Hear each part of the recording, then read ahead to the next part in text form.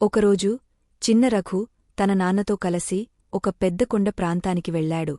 అక్కడ అడవులు, పక్షులు, మంచు, పెద్ద పెద్ద రాళ్ళు, బాగా ఆనందంగా ఉంది. రఘు చాలా చిలిపి పిల్లాడు. అతను అడిగిన ప్రతి ప్రశ్నకు నాన్న ఓపికగా నవ్వుతూ చెప్పాడు. తన నడిచేటప్పుడు ఒక్కసారిగా ఒక రాయిమీద మడివేసి రఘు పడిపోయాడు. దెబ్బ తగలి అమ్మా అని గట్టిగా అరవాడు. అతను అరచిన తరువాత ఎక్కడినుంచో అదే మాట మళ్లీ వినిపించింది, అమ్మా.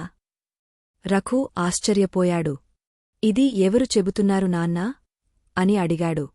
నాన్న నవ్వుతూ చెప్పాడు, ఆ శబ్దం నువ్వే చెప్పినదే. అది కొండలకి తాకి మళ్లీ నీ చెవిలోకి వచ్చిందది. దీనిని ప్రతిధ్వని అంటారు. అప్పటికే రఘు ఆ వైపు గట్టిగా, నువ్వు బుద్ధివంతుడువి అన్నాడు. అదే శబ్దం మళ్లీ విన్నాడు, నువ్వు బుద్ధివంతుడువి. అప్పుడు నాన్న కూర్చోమన్నాడు.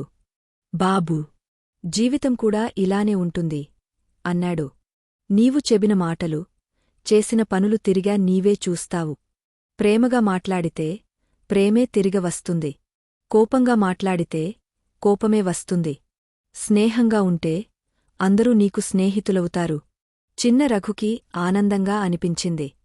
నాన్నా, నేను ఎప్పుడూ మంచి మాటలు మాట్లాడతాను అన్నాడు. నాన్న నవ్వుతూ, అలాగే ఉండి మంచిగా ఎదగాలి బాబూ అన్నాడు. మొరల్, నీతి. జీవితం ప్రతిధ్వని లాంటిది.